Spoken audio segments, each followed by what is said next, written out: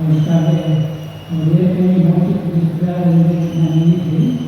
இருந்தபோதும் நான் விசுவாச வழிபாடுபடி அவருடைய ஆன்மா நூற்றத்திலே எப்பொழுதும் இருக்கிறது என்று நான் அவருக்காக இருக்கிறது தயவு செய்து மன்றாடுவதற்கு நல்லதாக. இவர்கள் சிறு வகுப்பிலே ஏற்கனவே சொன்ன காரியங்களை நான் உங்களுக்கு நினைவூட்ட போகிறேன். முதலாக திருப்பதியில் ஆதாம் செய்த பாவத்தினால் நாம் ஆதாம் மக்களாகிய நாம் மோட்சத்தை இழந்துவிட்டோம். அதனால் நாம் மீண்டும் மோட்சத்தை அடைய வேண்டும். ஆதாம் செய்த பாவத்திற்கு நாம் இறைவனுக்கு பரிகாரம் செய்ய வேண்டும். பாவம் யாருக்கு விரோதமாக நடந்தது? இறைவனுக்கு விரோதமாக நடந்தது. ஆகினால் இறைவனை திருப்திப்படுத்துவதற்கு இறைவனால்தான் மனிதன் இறைவனை திருப்திப்படுத்த முடியாது. ஒரு அரசனுக்கு வேண்டிய அருமையான ஒரு பரிசு இன்னொரு அரசன் தான் கொடுக்க முடியும், சாதாரண மனிதன் கொடுக்க முடியாது. ஆகினால் இறைவனுக்கு விரோதமாக பாவம் நிகழ்ந்தது. ஆகினால் அந்த பரிகாரம் இன்னொரு இறைவனால் தான் செய்ய வேண்டும். ஆனால் பாவம் செய்கிறார், மனிதன் பாவம் செய்கிறார். ஆகினால் மனிதன் பரிகாரம் செய்ய வேண்டும். ஆகினால் பரிகாரம் செய்ய வேண்டிய ஆள் மனிதனாகவும் இருக்க வேண்டும், இறைவனாகவும் இருக்க வேண்டும்.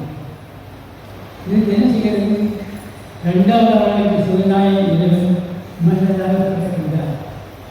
இயேசு கிறிஸ்து ஒரே ஆள் இறைவனாக இருக்கின்றார், மனிதனாக இருக்கின்றார். இறைவனாக மட்டும் இறைவனுக்கு ஏற்ற பரிகாரம் செலுத்த முடியும். மனிதனாக மட்டும் நாம் செய்த பாவத்துக்கு அவர் பரிகாரம் செலுத்த முடியும். அதுதான் ஏற்கனவே நீங்கள் சின்ன வகுப்பிலே படித்திருப்பீர்கள். நான் உங்களுக்கு ஞாபகப்படுத்துகிறேன்.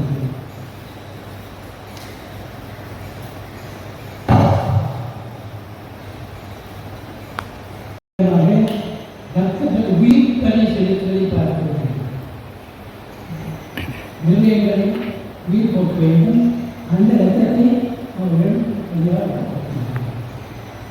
இதையே இயேசு கிறிஸ்து தம்முடைய உயிரை இறைவனுக்குள்ளாக இடைத்தந்தைக்கு வழியாக இருக்கின்றார். இது இயேசு கிறிஸ்துடைய இரத்தம் நமக்காக சொல்லப்படுகிறது. மூன்றாவதாக இங்கே திருப்பணத்திலே எங்கெல்லாம் திருப்பணி நடக்கின்றதோ அங்கெல்லாம் உண்மையாகவே இயேசு கிறிஸ்து இந்த சமயத்திலே சிலுவையிலே பலியாகின்றார். நம்முடைய திருவிழக்காக சகோதரர்கள் ப்ராட்ஸ்டன்ட்ஸ் சொல்வது போல இட்ஸ் நாட் மெமோரியல் சர்வீஸ் அல்ல. அப்பொழுது நடந்த அந்த திருப்பலியை நாம் இப்பொழுது நினைவு கூறுவதில்லை. உண்மையாகவே இந்த திருப்பலி நடக்கிறது. எவ்வாறு கல்வாரி பலையில் இயேசு பலியானாரோ அதே போல ஒவ்வொரு திருப்பலியிலும் ஒவ்வொரு தடவை ஒரே ஒரு வித்தியாசம் இருந்தால் கல்வாரியிலே ரத்தம் சிந்தப்பட்டது, இதே ரத்தம் சிந்தப்படவில்லை. இதுதான் தெரியும். ஞாபகப்படுத்துவதற்காக ஏற்கனவே தெரியும். அதை ஞாபகப்படுத்துவதற்காக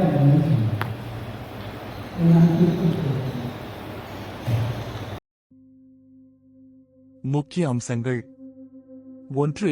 திருப்பலி என்பது என்ன? திருப்பலி என்பது இயேசு கிறிஸ்துவின் வாழ்வு, மரணம், உயிர்த்தெழுதல் ஆகியவற்றின் நினைவாக நடத்தப்படும் புனித விழா. 2. திருப்பலியின் முக்கியத்துவம். இது நம் நம்பிக்கையின் மையமாகும். நம் பாவங்களுக்காக இயேசு தன்னைத்தானே அர்ப்பணித்ததை நினைவுகூரும் நிகழ்வு. 3. திருப்பலியில் பக்தியுடன் பங்கேற்பது. திருப்பலியில் முழுமையாக பங்கேற்று ஜெபங்களில் ஈடுபட்டு தேவனுடன் இணைவதை அனுபவிக்க வேண்டும். 4. திருப்பலி என்பது கடவுளை சந்திக்கும் நேரம். இது ஒரு புனித அனுபவம், நம்மை இறைவனுடன் இணைக்கும் தருணம். 5. பாவமன்னிப்புக்கான சாட்சியாக திருப்பலி. திருப்பலியின் தொடக்கத்தில் பாவங்களை ஒப்புக்கொள்வது முக்கியம். 6. தேவனின் வார்த்தையை மனமுருகி கேட்பது. விவிலிய வாசிப்புகள் மற்றும் நற்செய்தியின் மூலம் கடவுளின் குரலை கேட்கலாம். 7. புனித இரவு உணவு. இயேசுவின் உடலும் இரத்தமும் நமக்காக அர்ப்பணிக்கப்படுகிறது. இதை பக்தியுடன் ஏற்க வேண்டும். 8. திருப்பலியின் பகுதிகள்.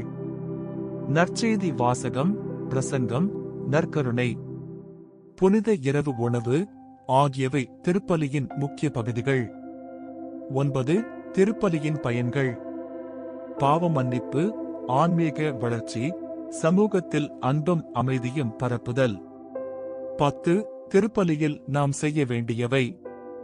திருப்பலியில் ஆர்வத்துடன் பங்கேற்று அதன் அர்த்தத்தை புரிந்து வாழ்க்கையில் கடவுளின் வார்த்தையை நடைமுறைப்படுத்த வேண்டும். 11. ஆன்மீக வளர்ச்சி. திருப்பலியின் ஒவ்வொரு பகுதியும் நம் வாழ்க்கையை திருத்தி நடத்த அழைக்கிறது. 12. பக்தியுடன் பங்கேற்க வேண்டும்.